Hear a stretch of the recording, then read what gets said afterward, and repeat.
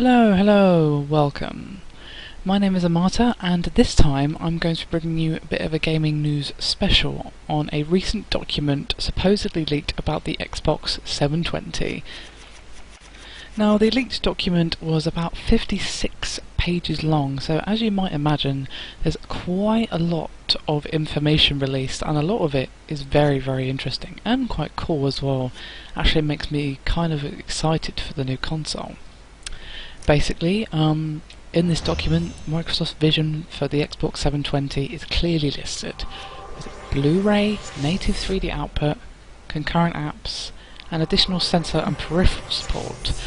And as anyone who's been paying attention will know, they've also teased us with the promise of a 6 times performance increase from the Xbox 360, of course. But what's more interesting, in conjunction with that, is there's a mention of true 1080p output and full 3D support, and as well as an always-on state for the console. I don't really know what that means, online only or something. It's kind of unclear what that means. It could mean that, you have to be constantly connected to the internet, which I hope not, but yes.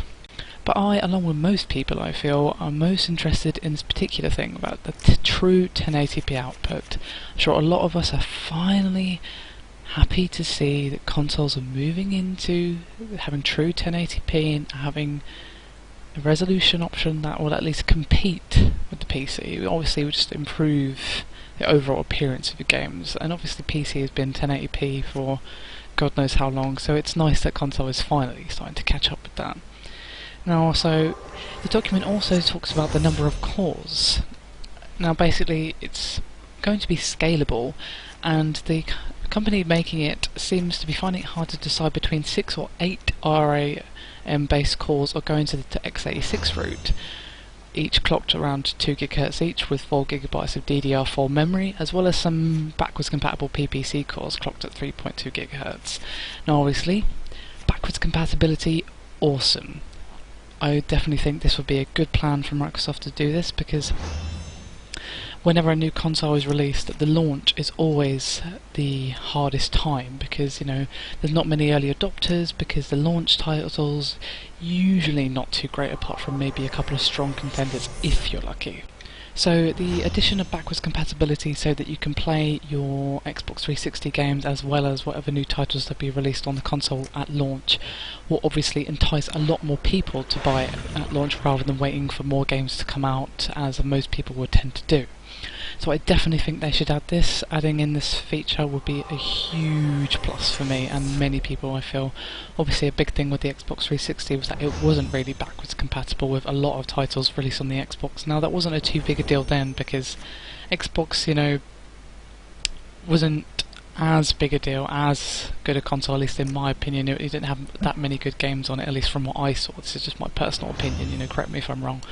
But it's obviously going to be a huge deal for the Xbox 360, because that's been a very popular console, and the console generation has gone on for a long time now, so obviously all of us Xbox 360 owners have got a huge back catalogue of games, and more games to be released on it in the future, so we'll be more inclined to splash out on the new console if we can play our old games as well as the new games on launch. So I really hope Microsoft is definitely going to go through with this. They haven't really commented on any of this, and the document has actually been pulled from wherever it was leaked to. But still, I really hope that this fact in itself is true, as well as the true 1080p.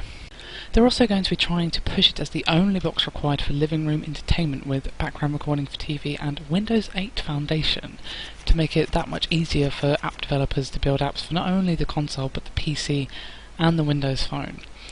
Now this is quite interesting, because it's kind of what the PS3 was trying to do as well on launch, basically market itself as like a multi-function device. Excuse me, DVD, Blu-ray player, excuse me, media center with the music, gaming center, internet, all that good stuff. So I definitely think this is the right way to go, because if someone thinks, oh, well, I can just use it for this and this as well, then the amount of money they have to fork out doesn't seem as much, because they're getting more use out of it. So if they are planning to do this, which it seems like they are, I'm very pleased. Now, in terms of the price, the price was listed as $299 with its connected to hardware and a prediction of a 10-year lifespan.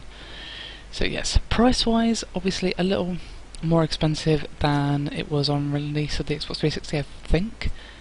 $300, it's kind of hard to tell, but you know, it's a reasonable price. $300 is probably about, I don't know, £230 or something like that, a complete guess. 250, something like that. Anyway, so it seems a very reasonable price actually, but I don't know if this whole thing of a 10-year life cycle will actually happen. I'm sure they'd love to get that much life out of it because they've gotten a huge amount of life out of the Xbox 360, of course. But would we really want the next console generation to be going on that long? I don't really know, to be honest, because one of the effects of this console generation going on so long is that it's kind of been holding gaming back a little bit, because obviously developers can't really push the boat out with graphics or design, or you know, how much memory it uses or whatever. You know, they kind of have to find all these tricks to get able to get their game to run on the Xbox 360 with its limited hardware. So I don't know if we'd want to be in that situation again in another 8 years, where the Xbox 720 and PS4 or whatever are holding gaming back, because you know, the PC technology or just technology in general has been advancing, while those have been staying stagnant.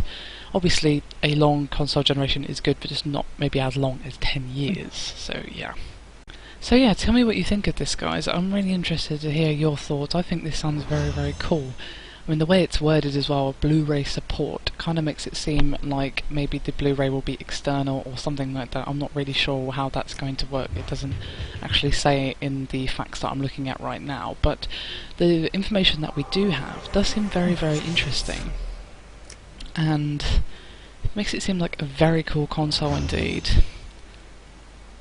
I'm just interested to see what you guys think. You've heard my thoughts as I'm been giving you this news and speculating on the console's future and how it will do and stuff like that, but I want to hear from you guys. How do you think this is going to do? Do you think this sounds good, or does this make you shake your head in frustration?